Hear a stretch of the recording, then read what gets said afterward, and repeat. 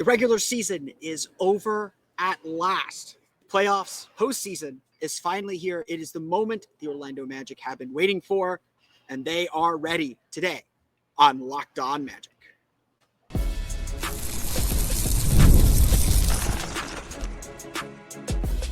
You are Locked On Magic, your daily Orlando Magic podcast, part of the Locked On Podcast Network, your team every day.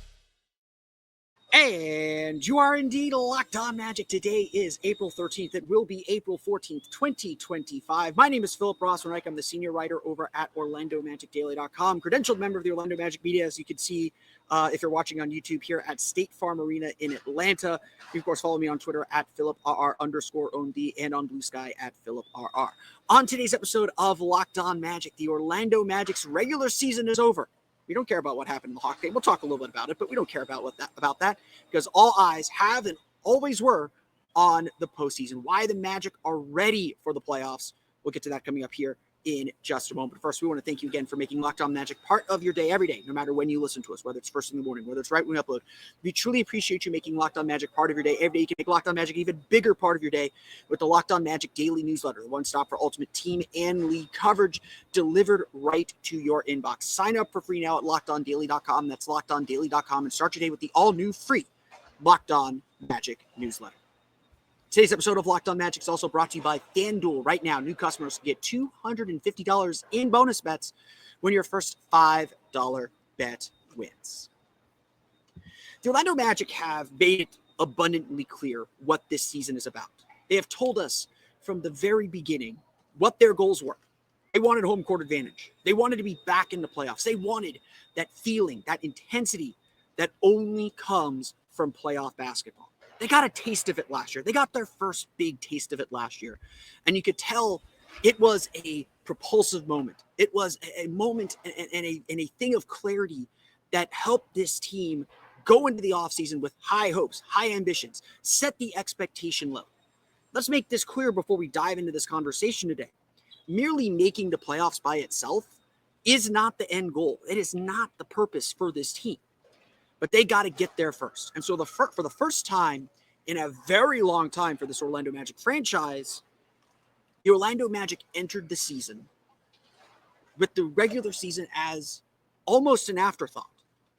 This isn't the goal. Getting to the 82 isn't the goal. Getting to even game 83, which was last year's goal, the fight for 83, that isn't the end of the story.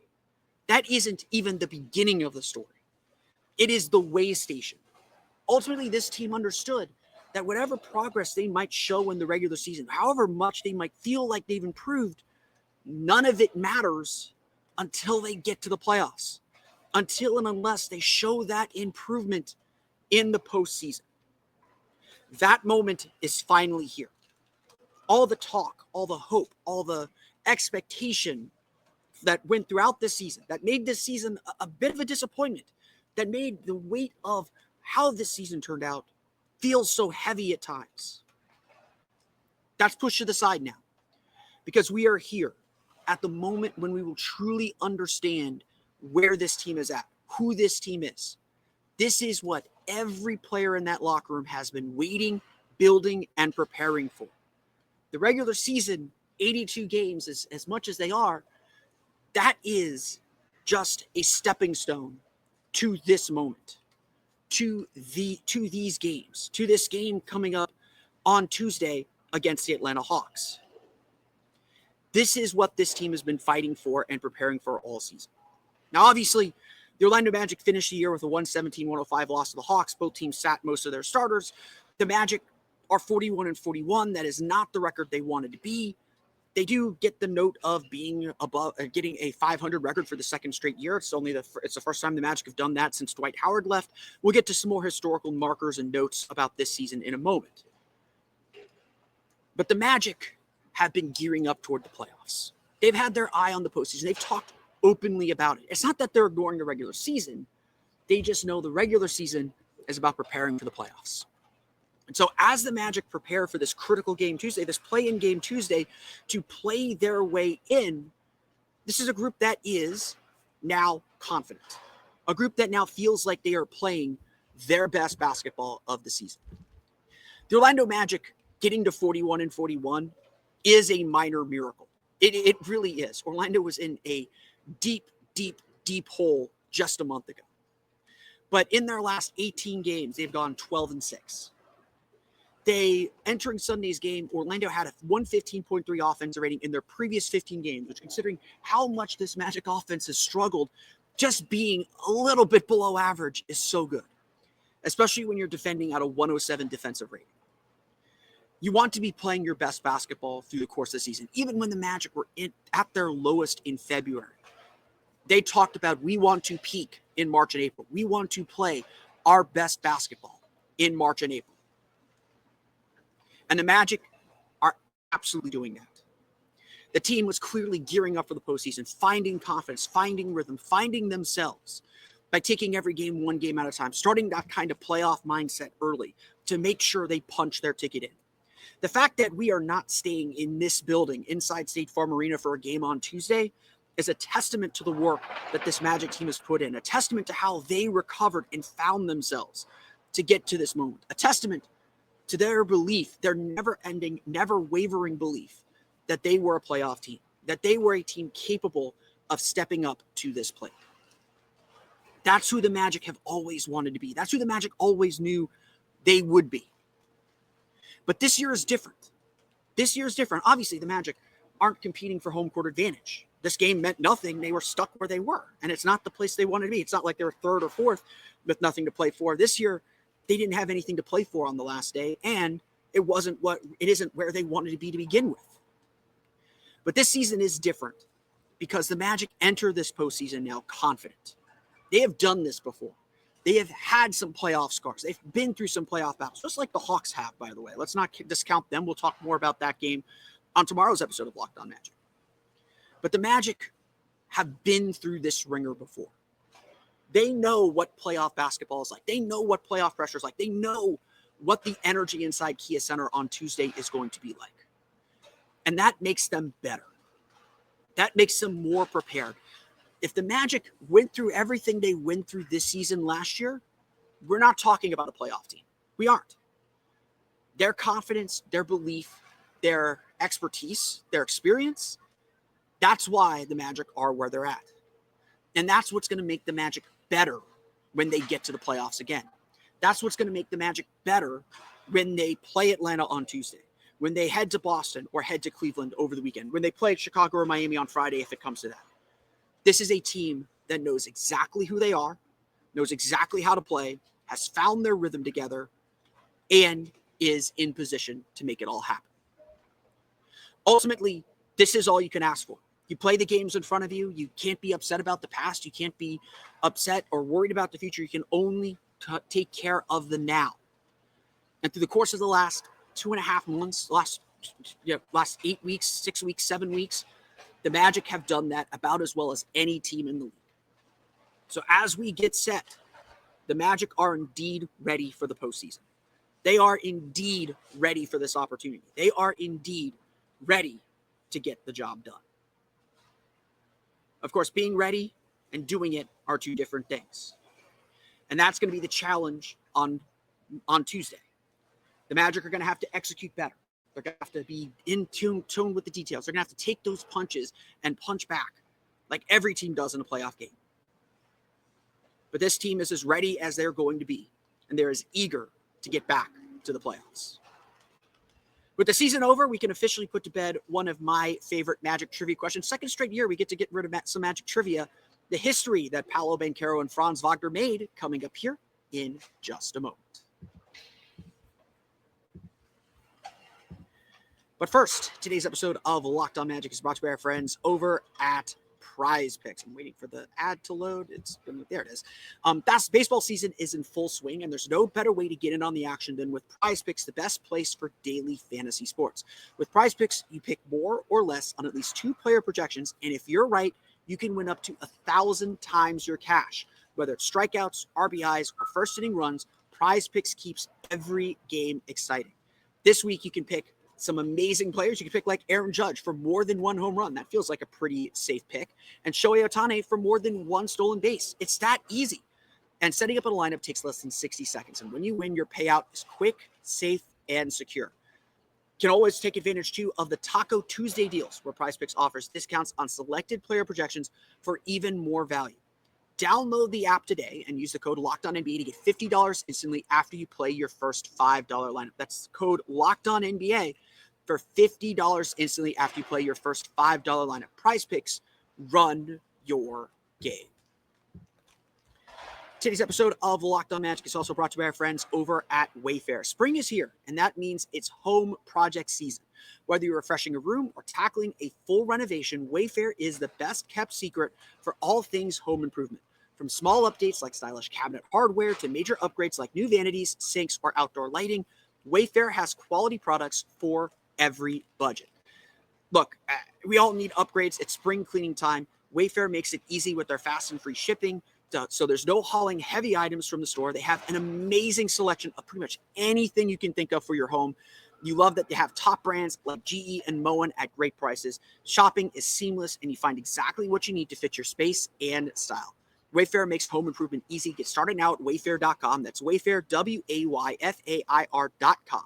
Wayfair, every style, every home.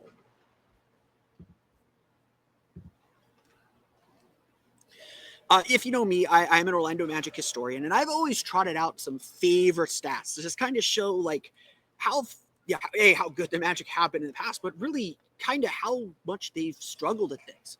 Last year, I got to retire one of my favorite trivia questions, one of my favorite Magic trivia questions. The last Orlando Magic player, last non-center Orlando Magic player to average 20 points per game before Paolo Banchero hit that 2 years ago as a rookie, actually, was Steve Francis back in 2005, back in my high school days.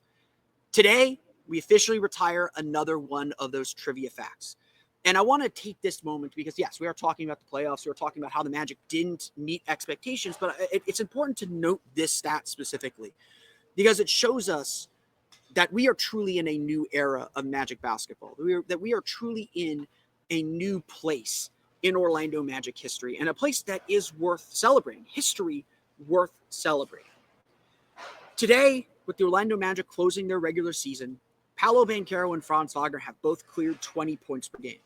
They are the first Magic duo to clear 20 points per game since Shaq and Penny in 1996. That's right, 1996. That is 29 years ago. It has been 29 years since the Orlando Magic had two players average more than 20 points per game in the same season. Similarly, Paolo Banchero, who got to 25.9 points per game, is the first Orlando Magic player since Tracy McGrady in his final year with the team in 2004 to average 25 points per game. That's wild. That's wild to think about that. And look, we have gone through several of these historical markers throughout the course of the season. We have gone through several of these notes, and it's just always been first since T-Mac, first since Shaq, first since Penny, or he's joined a list with Shaq, Penny, T-Mac, Nikola Vucevic, Steve Francis, like all the great scorers in Magic history. It's important to remember, Paolo Banchero is still just in his third year. Franz Wagner is still just in his fourth year. These are two players under 23 years old. And yet, they are already making a mark in Orlando Magic history, already setting records and putting their names in the record books, despite all of that. And so it's important, I think, to remember this. And I think it's important to note this as well, that this is history, that this is a new era of Magic basketball, and it is just getting started with how good these two players are.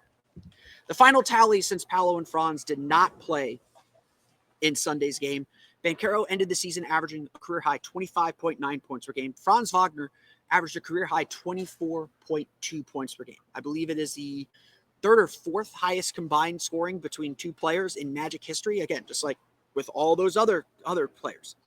Additionally, Paolo Banchero had a streak of 20 consecutive games with 20 or more points that came February 25th through April 8th. It was the sixth longest streak in Magic history, trailing streaks by Shaquille O'Neal and Tracy McGrady. Banchero also scored 30 or more points in 5 straight games from March 19th through 27th. That is the fourth longest streak in franchise history, trailing only 3 separate streaks from Tracy McGrady. He has the longest streak on that front in a long time. Wagner also put together his own scoring streaks. He had 20 or more points in 16 straight games from November 21st to February 5th. He missed 20 games in the middle there with the oblique injury. That is the 8th longest streak in Magic history. Further, Banchero and Wagner both became the third and fourth players to score 30 or more points three straight times, multiple times within a season, joining Shaquille O'Neal and Tracy McGrady. The only knock that we have on their seasons, the only thing that we can say about the season, the only reason why Franz Wagner isn't eligible for All-NBA, why Paolo Banchero wasn't an All-Star, is because of the oblique injuries. Banchero appeared in only 46 games, so a little bit more than half by the end of it. Wagner appeared in only 60. That will keep them from any awards and maybe add an asterisk to all these seasons. But I think we can all I think those of us who watched it, and hopefully this is kept for posterity, all of us can agree they are legitimate 20-point scorers. They both have usage rates over 30%. The Magic lean on them for everything, and they have made their mark in Magic history. This is going to keep happening. And I know I mentioned this when the Magic clinched the Southeast Division last week. Paolo and Franz now join Dwight Howard's teams, join Shaq and Penny's teams as the only teams in Magic history with consecutive division titles. For as small as that might be, it is again a marker for history. It is again a marker that tells us we are in a new era of Magic basketball. This is a new chapter in the book of Magic history, and it's a chapter that is being written and written and written, and it's been pretty good so far. Ultimately, I informed both of them of this stat and asked them like how it feels to like be in this company within Magic history with all of the players and all the history the Magic have had. Obviously, it's a short history. It isn't a championship-rich history, but they've had some good players. Shaq's a Hall of Famer. Penny is an All-NBA player. T-Mac is a Hall of Famer. Dwight is a Hall of Famer.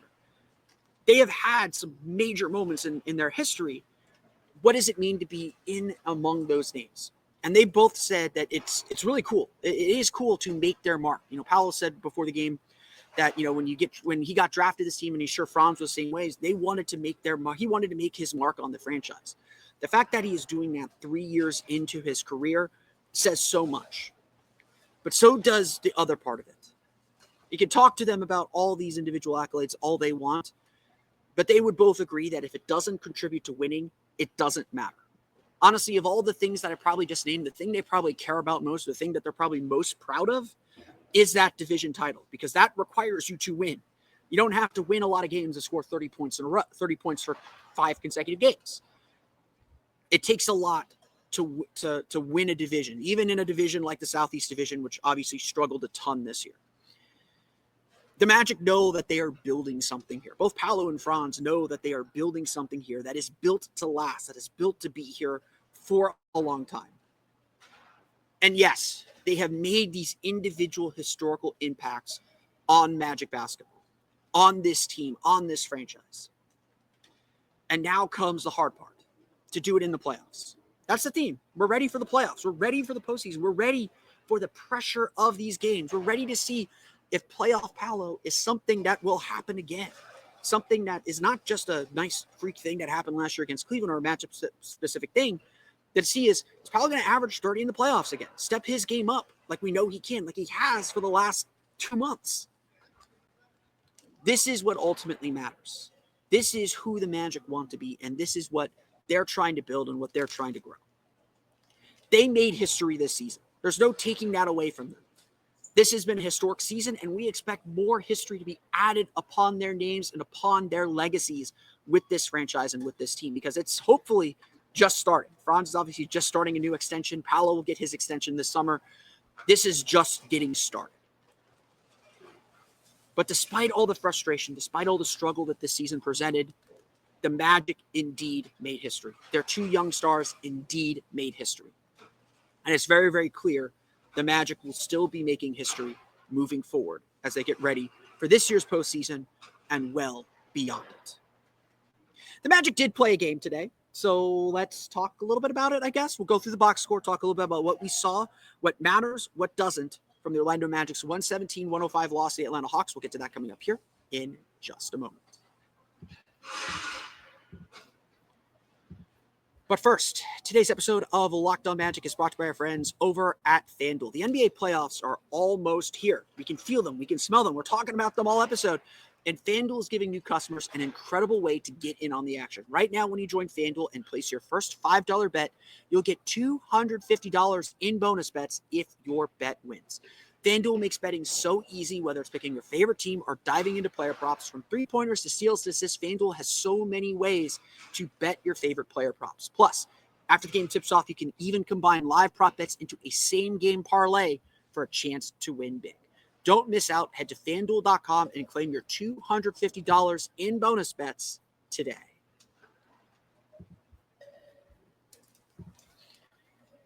Okay, there was a game today. It's not important. It doesn't matter. Jamal Mosley came out and said it straight out when he was asked by Dan Savage of OrlandoMagic.com.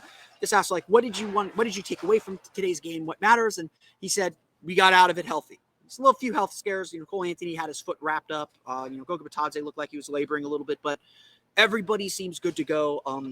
Everybody seems good to go and ready for the start of the play-in on Tuesday. Again, there isn't a lot to take out of this game. There isn't a lot to be focused on. Again, I want to give credit to Keaton Wallace, 15 points, 11 rebounds, 15 assists for him. This was a weird game. There's a lot of competitiveness early on. The Magic kind of hit a couple of deep lulls offensively. Atlanta pulled away, had bad close the first quarter, bad close the second quarter. That put them down by 12 at the half. Orlando made a few runs. They didn't really let this one get away from them until the fourth quarter. They ended up trailing by 20, losing by 12. Again, just not enough offensive firepower. Unlike Friday when the Magic made a bunch of shots, they didn't make those shots in this game. They made the shots against the Pacers. They did not make the shots against Atlanta. And that's kind of the difference. I say that, but they were 15 from 30 for 35 from 3. Orlando made plenty of threes. They just couldn't get in the paint consistently. Orlando was outscored 58-46 in the paint, 23 for 40 in the paint. So, I would put it this way. This game was played at like a preseason intensity for the Magic. A lot of the Hawks, again, just like Friday, it's about who plays the cleanest, who plays the hardest. The Hawks played harder today. Their guys were getting after it, wanted to go for baskets. We're playing with a lot more pace and speed and intensity. The Magic's players some of them were playing great. We'll get to a few of them here. Some of them are definitely like, okay, I'm getting my work in and then I'm going to check out and be done. Wendell Carter played in this game. He played 17 and a half minutes. He was 1 for 7, 4 points. Not a great game for him. But I would honestly argue if you watch it, you could just tell okay, he's not making second efforts. He's not playing with super intensity. So be it. So what? Kentavious Caldwell-Pope ended up starting as well. The Georgia native, played 5 minutes, 13 seconds, was 1 for 4, came off a steal and a dunk, 0 for 3 from 3. Again, did some nice things, played at a high level, but ultimately just not super into the game. I'm not losing sleep over any of that. The star of the game for me was Jonathan Isaac. In a game where the Magic lost by 12, Jonathan Isaac scored 12 points, 10 rebounds, 4 offensive rebounds, super aggressive on both ends, looking to get his shot, hit that turnaround fadeaway that we used to love from him back 4 or 5 years ago. He was really active on the offensive glass, looking to score, really good stuff. Had a couple of blocks, had 3 blocks, was really active defensively. This was a good Jonathan Isaac game. In 1857, he was plus 21. In a game the Magic lose by 12, Jonathan Isaac was plus 21. When he was in the game, he made an impact because he was playing hard. And he was getting after it, and he was making things happen. And look, that's what we want to see from Jonathan Isaac. If there is something to take away from this game, if Jonathan Isaac plays with the intensity and energy that he played tonight's game or today's game with, in the playoffs and whatever limited minutes he gets in the playoffs from the postseason, he is going to make an impact. And I would argue with you, he has been making an impact here for the last few weeks. He's starting to look more like himself defensively. He's looking to be more active on that end. And the offense comes and goes. There's no doubt about it. Not an offensive player, but all the Magic's defensive metrics suggest that Jonathan Isaac is back to being a dominant, impactful defensive player. And he was dominant and impactful in this game. Really, really impressed with the way that he played. I also really like the way that Anthony Black played. Anthony Black led the team in scoring with 20 points. He was 7 for 16 from 4, so a little liberal with his shots. 3 for 5 from 3, 10 rebounds for him, 3 steals as well against 1 turnover. I really love the way that AD played in this game. Just super aggressive, trying to get downhill to the basket, confident taking a shot, confident taking pull-up shots, and I think he took and made a step-back 3 in this game. This is a kind of game where you want to see guys just get confident. You can experiment a little bit. You can be a little bit out of character. That's fine. No one's losing sleep over it. You just got to know when to employ it when the games matter. But AB has been playing really, really well, really, really dialed in. He may not have these big glowing games, And the three-point shot certainly comes and goes, but he's been a lot more consistent as a shooter, as a creator, as someone that's going to get to his spots and be a threat offensively. And obviously his defense is really good. So a really solid game from him overall. Jett Howard in 33 minutes scored 16 points, 7 for 16 shooting, 2 for 7 from 3, 5 turnovers. Really mixed bag for Jett. This was a really good opportunity for him. Obviously, he's getting 33 minutes, so he's playing a ton. I really liked how aggressive he was off the dribble. Honestly, like the reason why the Magic took Jett Howard in that draft is they believed in his ability to attack off the dribble, to attack downhill. That was something that he was good at in this game. And that differentiates him from other shooters. But again, the shooting isn't always there. His attention to detail and his awareness wasn't really there in a lot of moments. And like, look, this is not a game where you're going to judge a lot of guys. It's very easy to let your attention wander in a game like this. At the same time, though, this is a game where you have to be on your toes. You have to be attentive because everyone's watching. And so a missed opportunity for Jett to make an impression. I think generally he made a more negative impression than positive impression because his defense was a little bit lax and a little bit missing there. Caleb Houston, a solid game, 13 points, 5 for 10 shooting, 2 for 4 from 3. He's been super, super reliable, added 5 rebounds, 3 assists. Super, super reliable. Really fun thing over the last 2-3 games is he's starting to get more in the paint. And I'm not just talking about him trying to get a dunk, which Caleb, you need to get a dunk. Missed big opportunity on Friday, big opportunity today to get that dunk. But he has been looking for that mid-range jumper, curling to the mid post and hitting a little mid-range jumper. I really like that. I think that's a big step for Caleb to be able to expand his offensive game. He showed some nice passes to the bodega, to the dunker spot today. To get some shots. So I really like the way that Caleb Houston played. And Gary Harris made all 4 of his 3-pointers for 12 points. So that's 3 straight games with 10 or more points for Gary Harris. You have been warned. Really solid play, really solid game overall. He made 3 straight threes in the second quarter or in the third quarter, I think, that brought the Magic back into the game. Veteran guy just did what the Magic needed him to do, and they trust him defensively. Obviously, for better or for worse, they trust him defensively, but he definitely stepped up in a big moment for Orlando. Again, there's not a lot to say. Hawks had some guys play really, really well. Jacob Toppin hit 17.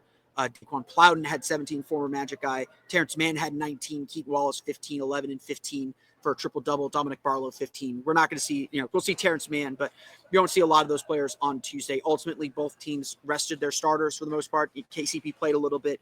Wendell played a little bit, but Paolo and Franz didn't play. Corey Joseph didn't play. Trae Young didn't play. Dyson Daniels didn't play. Zachary Risacher played a little bit. He played 9:33, 6 points, made a couple threes. Nothing crazy there. Onyeka Okongwu didn't play. It's going to be a completely different game on Tuesday when the Magic take on the Hawks, but that's where we're looking. That's where all eyes are at, and we'll be back at the Kia Center on Tuesday for that game. But that's going to do it for me today. I want to thank you all again for listening to today's episode of Locked On Magic. Of course, find me on Twitter at PhilipRR_OMD. Find me on Blue Sky at PhilipRR. You can subscribe to the podcast on Apple Podcasts, Stitcher, TuneIn, Himalaya, Google Play, Spotify, Odyssey, and all Filming Still podcasts to your podcast-enabled listening device. For the latest on the Orlando Magic, be sure to check out OrlandoMagicDaily.com. You can find us there on Twitter at OMagicDaily. And for even more Orlando Magic content, be sure to check out my Patreon page, the Orlando Magic Hub, at patreon.com/Orlando Magic Hub. Up there on the Patreon now, I have an article about why Trevelyan Queen was the perfect two-way player and why the Magic are struggling and are failing to find more Trevelyan Queens out there to supplement their roster. You can find that, again, on my Patreon page at patreon.com/Orlando Magic Hub. As if all that's not enough, you can now check out the Locked On Magic Daily newsletter as we get ready for the play-in tournament.